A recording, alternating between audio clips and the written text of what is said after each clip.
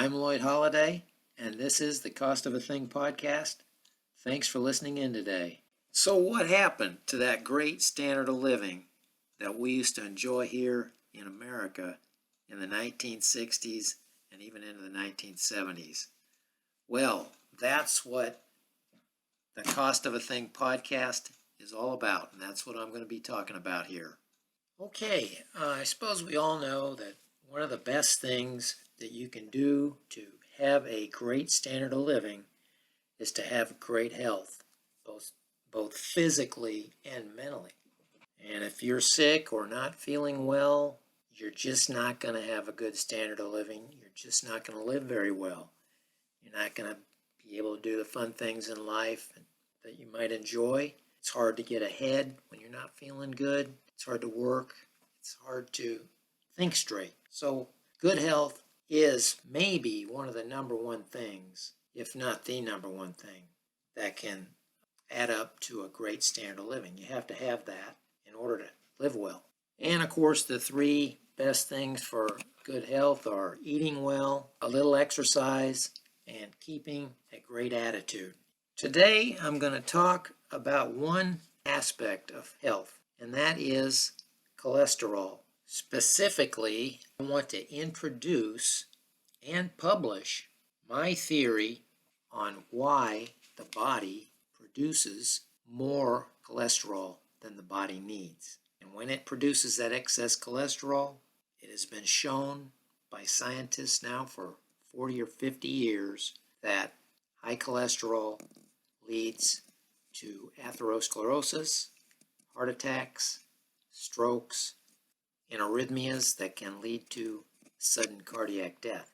Scientists have isolated many things that can raise the cholesterol level in the bloodstream, and those are things like saturated fat, trans fat, and other dietary fats. Smoking raises cholesterol. Heavy drinking, alcoholism can raise cholesterol. Eating highly processed and sugary foods has been shown to raise cholesterol. And how they say it happens is when you eat these things, it stimulates the liver to produce more cholesterol somehow. And they don't really say how. They just say that it does.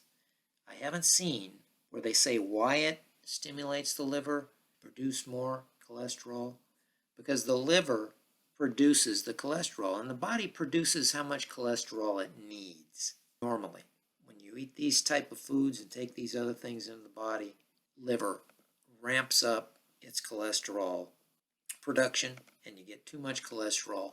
And then the scientists say this large amount of cholesterol floating through the bloodstream all the time clogs up the arteries, attaches to the sides of the arteries, and then it hardens over time, and it clogs up those arteries and makes it so they can't expand and contract like they normally do. That causes the heart disease.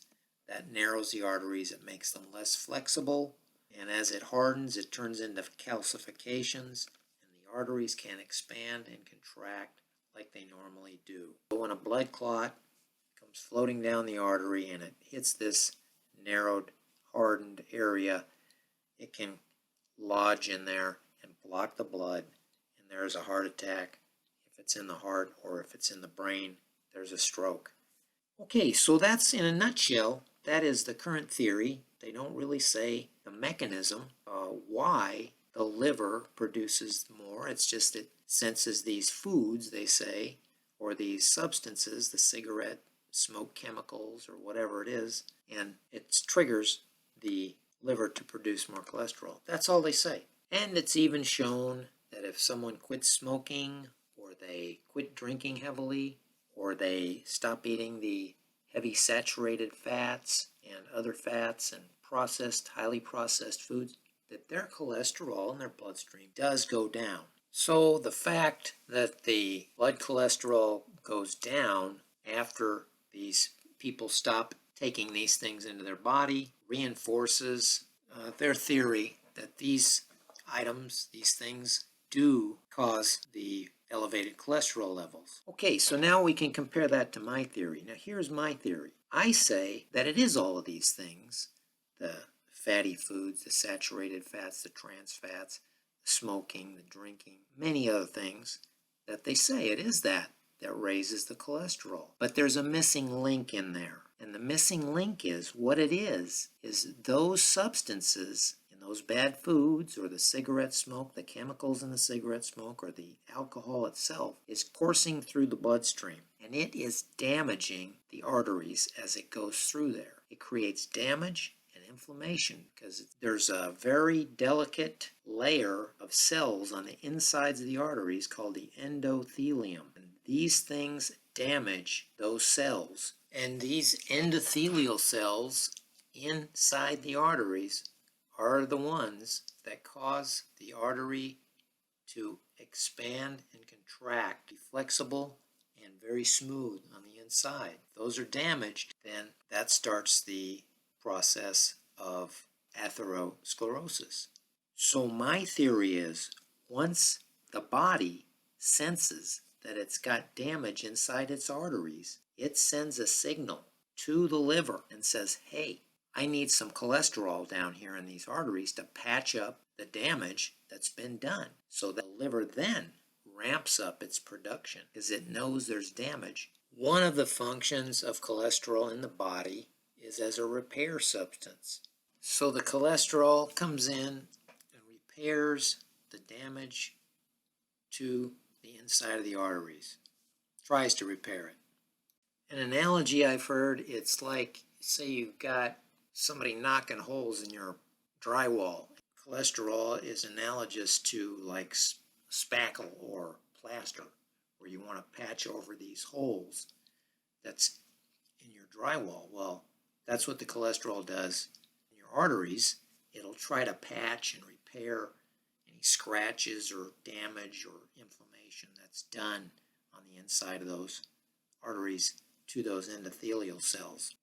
But as this happens over time and over years and years of eating these foods that cause that damage, and smoking or drinking or whatever else is causing that damage to the insides of those arteries, damages it, then it repairs it, then it scratches it again and it repairs it, and over and over and over. And then that cholesterol builds up inside the artery and hardens, and there's scar tissue, and it causes a calcification in there. Now it hardens along there. Now the artery can't expand like it normally does. It's like if you scratched your arm, like a 3-inch scratch on there. Well, it'll heal up first time, and then you scratch it again after it heals, and then again and again and again and again. After 50 times on there, you're going to have one heck of a scar built up on that arm. It's not going to work right. Your skin's not going to work right anymore. And that's a similar thing that's going on inside those arteries. Just over and over again, it builds up what they call a plaque in there, and that's what starts the atherosclerosis process. The reason why when people stop eating like that, they get rid of the fats, the heavy fats, they get rid of the smoking, is the arteries are no longer damaged, and so the body doesn't require that level of cholesterol anymore.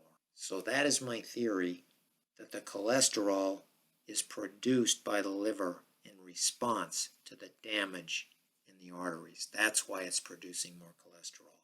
So you see somebody with high cholesterol, they've got more damage going on in their arteries. They're probably eating poorly, maybe they're smokers, maybe they're heavy drinkers, or some of the other things that cause that.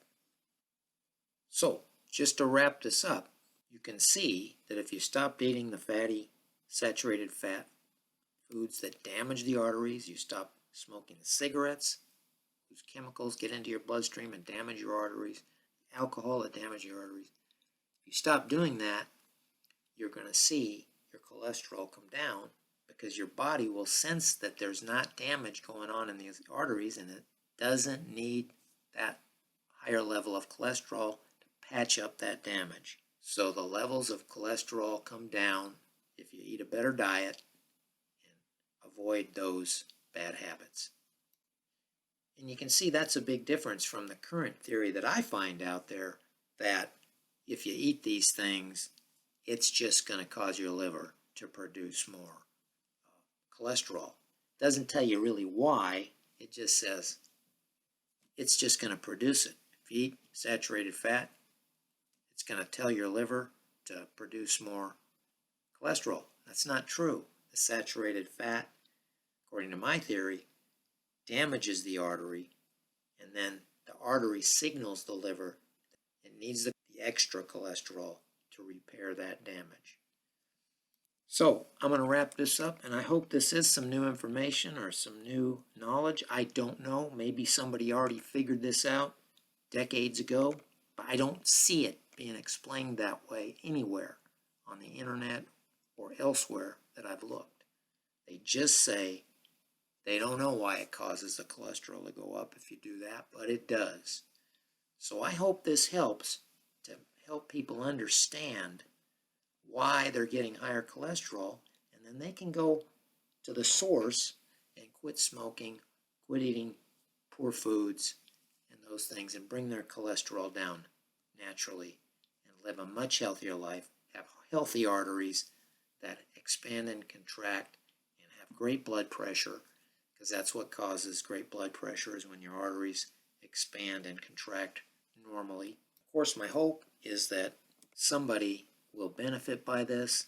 I hope a lot of people, and to live healthier and have healthier arteries, because that's one of the things that you need to live healthy, is to have healthy arteries, especially as you get a little older, over 50 or so, when you start to have a higher risk of heart attacks and strokes, terrible events like that can really destroy your health. These events can really destroy your standard of living. So you want to keep those arteries healthy. Thank you for listening in today. And until next time, this is Lloyd Holiday signing off.